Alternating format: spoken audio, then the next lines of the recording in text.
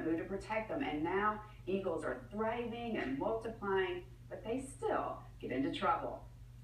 Belinda Burwell beams like a proud parent. This is a wild bald eagle. She's also a cautious veterinarian. Her patient is angry. He's trying to kill me. Burwell is holding a born predator. Bald eagles use their talons to kill, their beaks to tear skin. But the eagle's feisty spirit is a positive. 8 weeks ago, Burwell wasn't sure he was going to make it. The bird was having trouble breathing. It was very weak, and it had blood in its lungs, in its chest. So some kind of trauma. We know it suffered some kind of trauma. The most common is being hit by a vehicle. Found by the Potomac River near Washington, Animal Control brought the eagle to Burwell's hospital, the Blue Ridge Wildlife Center in Virginia. Outside, it doesn't look like much, but inside, it's an animal sanctuary. Don't you bite me. This year, Burwell and her staff expect to treat some 2,000 birds, reptiles, and mammals. Like this porcupine. Hit by a car, he lost his front teeth. I need to take a look at these teeth.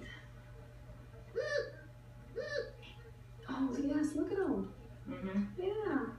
He's been eating like crazy. There are turtles struggling to grow, an osprey that refuses to eat, and owls with wings on the mend. Let's see how that eye's goopy. The one thing they have in common, they're unhappy with their temporary home, and you can hear it. But that's how Burwell wants it. Her goal is to return all of the animals to the wild. We always have to remember these are wild animals. They don't want people around. They don't want us touching them. They don't want us talking to them. Eagles require extra care. They're bigger and, Burwell says, meaner. Some weigh up to 12 pounds with a wingspan of 7 feet. In the last year, the center has treated 10.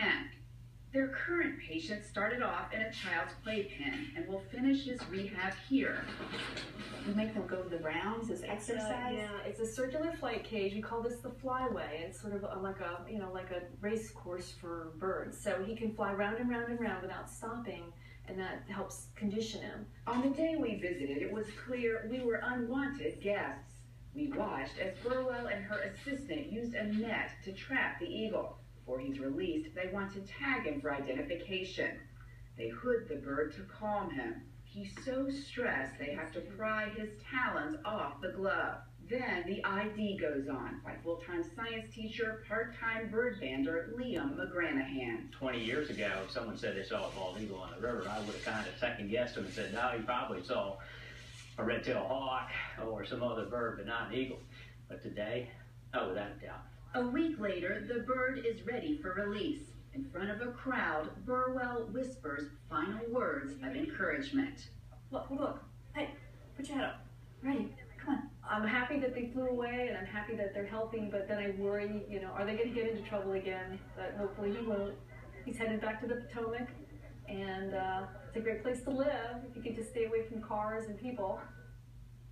Now the center is seeing more animals every year as all that farmland is getting paved over with new development. That, of course, brings them into contact with humans and cars. Yeah, wow, what a beautiful piece. I know we love people like that who devote themselves. Yes, very much so. Yeah, it's really impressive what she's doing out there. Place in heaven, just because she's doing it for the love of the work. It's true. Jim, thank you so much. And Bill Nye, the science guy, is